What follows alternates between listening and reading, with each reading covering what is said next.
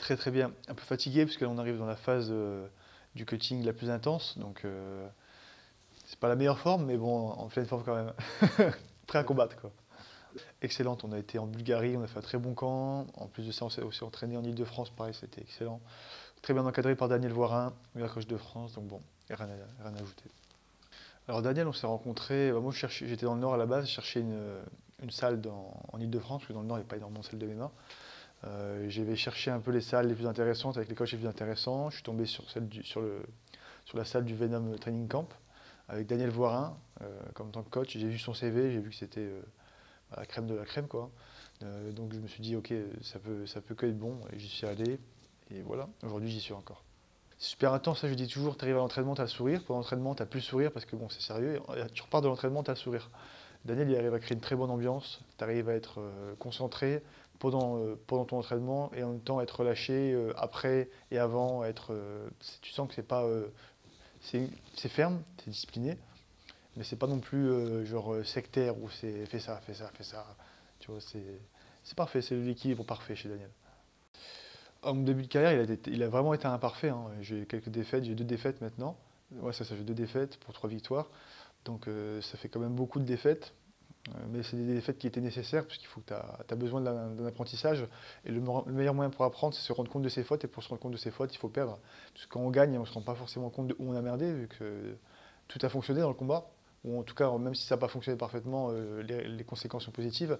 Alors que quand les conséquences sont négatives, bah, tu te rends compte qu'il y a un souci, qu'il y a quelque chose qui a vraiment péché. Donc ces erreurs-là, même si ça entache mon palmarès, je les enlèverai pas. Et ces combats-là, je les enlèverai de mon palmarès pour rien au monde. Et si jamais je devais les refaire, ce serait exactement de la même manière.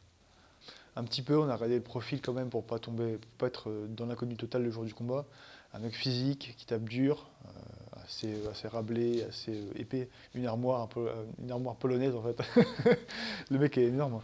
Donc il faudra être prudent, il tape dur, faut pas se laisser aller, il faut rester concentré tout le long du combat. Et voilà, j'ai toutes les armes pour le battre, donc maintenant il n'y a plus qu'à appliquer tout ça en live. Sûr, alors le premier combat à l'Hexagone MMA, il était pareil, hein, riche en émotions, hein. Au début, je touche dur, ensuite il me touche dur, ensuite je le retouche très très dur et le combat est fini. Ça a été un ascenseur émotionnel pour le public, un ascenseur émotionnel pour les coachs aussi, vu que je me suis bien fait engueuler.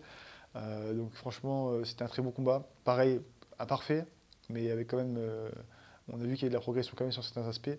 Donc très bon combat et j'en suis très satisfait contre un mec très dur qui était classé 7ème du Caucase. Donc franchement, au top. Carrément, hein. Après, moi j'ai jamais vu, je sais même pas à quoi ça ressemble, je t'avoue, je sais même pas à quoi ça ressemble la salle, mais j'ai entendu que c'était une très bonne salle, que c'était très beau. Donc voilà, j'ai eu la chance d'avoir combattu à Bercy aussi, c'était une très bonne salle. Après, quand tu es dans le combat, tu t'en rends pas vraiment compte. Tu as l'atmosphère, mais tu te rends pas compte de ce qui t'entoure, donc une cage est une cage. Bon, en réalité, c'était toujours une petite envie à chaque fois que je passais devant la télé, je voyais des combats de boxe, je m'arrêtais, je regardais.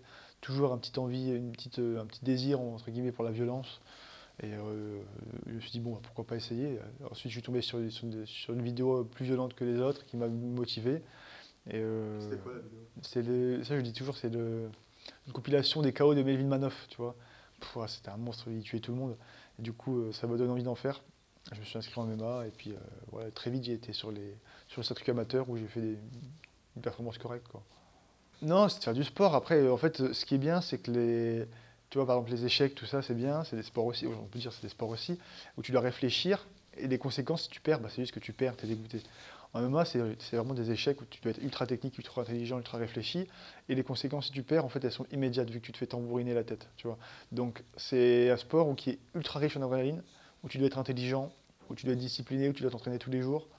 Donc franchement, où il y a la compétition, parce que c'est important qu'il y ait la compétition. Donc voilà, franchement, c'est un sport. Moi, c'est le sport un peu parfait quand je le regarde. Et j'ai beaucoup de mal à me diriger vers d'autres sports, que ce soit pour regarder ou pour pratiquer. Donc voilà. Bien sûr, Ibra, on s'était rencontrés au Venom, on s'était entraînés ensemble, le feeling est tout de suite passé. On a commencé à travailler ensemble avec lui, j'ai travaillé sur l'arbitrage des vidéos, des combats en fait. Je faisais des vidéos de combats, tu sais, à l'époque sur des terrains de foot comme ça, je faisais l'arbitrage. Ensuite, ça a évolué, je fais l'arbitrage et le matchmaking.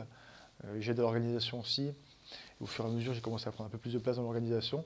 Et puis, pareil, mes liens avec Ibra se sont renforcés. Et puis, je vois que c'est quelqu'un très honorable, avec beaucoup de valeurs.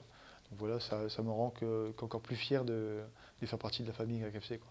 J'ai eu la chance d'avoir pu combattre en plus au premier événement pro qu'il a organisé. Donc c'est bien parce que j'ai pu au moins essayer de lui rendre un petit peu ce qu'il m'avait donné en combattant et en faisant une belle performance. Et c'est grâce à lui que j'ai pu gagner l'accès au Bellator en plus juste derrière. Donc voilà, c'était le feu. Ah, c'était excellent, excellent parce que tu avais la pression. En fait, cet événement-là, je l'avais organisé. Donc j'ai fait le matchmaking, j'avais géré avec les fédérations, j'avais géré les papiers médicaux des gens. Et en même temps, je devais faire mon cutting, et en même temps, je devais combattre. Ah, c'était compliqué, hein. Mais c'était une bonne expérience. Ouais, bah Bellator, s'ils veulent que je retravaille pour eux, pas de souci, hein, franchement, c'était top, c'était excellent, l'organisation était nickel. Et l'UFC, bien sûr, sur le long terme, tout à fait, hein. Après, je sais que je suis très terre à terre, je me concentre surtout sur les objectifs court terme. Et en fait, en remplissant tes objectifs court terme, tu vas arriver à ton objectif long terme. Donc, je pense pas trop long, parce qu'il y a des gens, ils se perdent là-dedans, ils voient l'UFC, mais ils progressent pas immédiatement, ils progressent pas. En fait, ils stagnent. Donc, moi, je suis concentré vraiment sur les choses qui me font bouger, qui sont à proximité. Et après, on verra. Déjà gagner des combats, et puis après, on parlera de l'UFC. Ok l'équipe, je vous donne rendez-vous le 22 janvier au Zénith de Paris pour la prochaine édition de Hexagone MMA. Vous me verrez sur la carte, ça va cogner. Bah.